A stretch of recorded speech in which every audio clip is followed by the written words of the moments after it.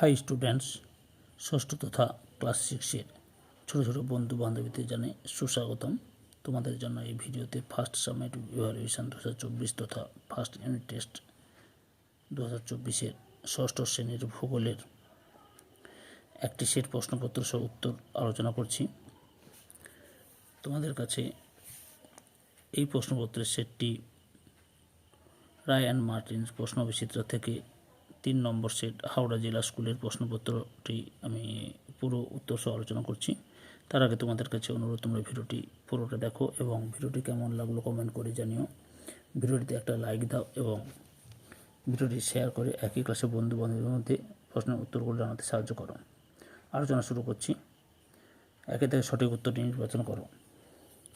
1.1 থেকে পৃথিবীর চেয়ে সূর্য 13, 10, 5, 3 লক্ষ গুণ বড়। সঠিক উত্তরটি হলো অপশান এতে 13 লক্ষ গুণ বড়। 1.2 থেকে পৃথিবীর নিরক্ষীয় ব্যাস মেরু ব্যাসের তুলনায় বেশি, কম, সমান কোনটি নয়। উত্তরটি হলো অপশান এতে বেশি। 1.3 থেকে আন্তর্জাতিক তারিখ রেখা মান 180 ডিগ্রি পূর্ব, 180 ডিগ্রি পশ্চিম, 180 ডিগ্রি কোনটি নয়। সঠিক উত্তরটি হলো 180 ডিগ্রি। 2 থেকে শূন্যস্থান পূরণ করো। 2.1 থেকে 3 দিক স্থলভাগ দ্বারা বিস্তৃত জলভাগকে ড্যাশ বলে। উত্তর উপসাগর বলে। 2.2 থেকে ভারতের দীর্ঘতম নদীর নাম হলো ড্যাশ। উত্তর গঙ্গা।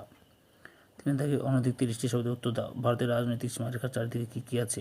উত্তর, ভারতের রাজনৈতিক সীমানা ভারতের উত্তর পশ্চিমে আছে পাকিস্তান, আফগানিস্তান, উত্তরে আছে চীন, নেপাল, ভুটান। ভারতের পূর্ব দিকে দেখা যাবে মায়ানমার, বাংলাদেশ, বঙ্গোপসাগর। পশ্চিমে রয়েছে আরব সাগর। একেবারে দক্ষিণে রয়েছে ভারত মহাসাগর ও শ্রীলঙ্কা। 4 থেকে অনধিক 50টি শব্দের উত্তর দাও। অক্ষরেখা ও দ্রাঘিমারেখার মধ্যে পার্থক্য লেখো। উত্তরটি দেখো। পার্থক্যের বিষয় আকার। অক্ষরেখা পূর্ণবৃত্তাকার, দ্রাঘিমারেখা অর্ধবৃত্তাকার। সংখ্যা, অক্ষরেখাগুলি 179টি, দ্রাঘিমারেখাগুলি 360টি। দৈর্ঘ্য, অক্ষরেখাগুলির দৈর্ঘ্য নিরক্ষরেখা থেকে মেরুর দিকে কমতে থাকে, দ্রাঘিমারেখাগুলি সবকটি সমান। বিস্তৃতির দিক, অক্ষরেখা পূর্ব থেকে পশ্চিমে বিস্তৃতি, দ্রাঘিমারেখাগুলি উত্তর থেকে দক্ষিণে বিস্তৃত। পারস্পরিক সম্পর্ক, অক্ষরেখা পরস্পরের সমান্তরাল, দ্রাঘিমারেখা পরস্পরের অসমান্তরাল। 5 থেকে অনধিক 80টি শব্দের উত্তর দাও। ভারতের উত্তরের পার্বত্য অঞ্চল সম্পর্কে একটি সংক্ষিপ্ত বিবরণ দাও। উত্তর, অবস্থান, ভারতের একেবারে উত্তরে অবস্থিত পার্বত্য অঞ্চল উত্তর পশ্চিমে জম্মু কাশ্মীর থেকে শুরু করে উত্তর পূর্বে অরুণাচল প্রদেশ পর্যন্ত ধনুক বা আধখানা চাঁদের মতো অবস্থান করছে।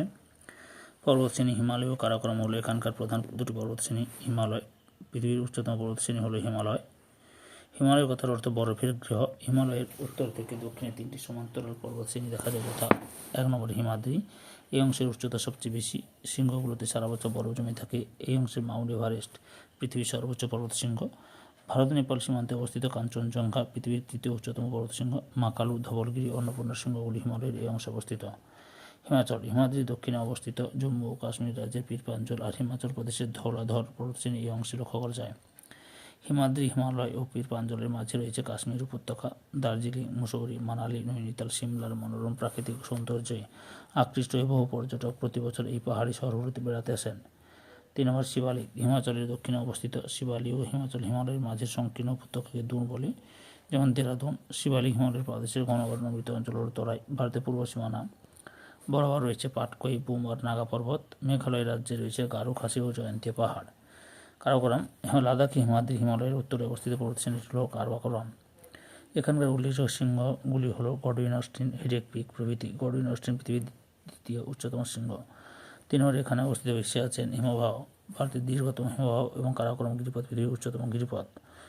ভিডিওটি সম্পূর্ণ দেখার জন্য সবাইকে অসংখ্য ধন্যবাদ।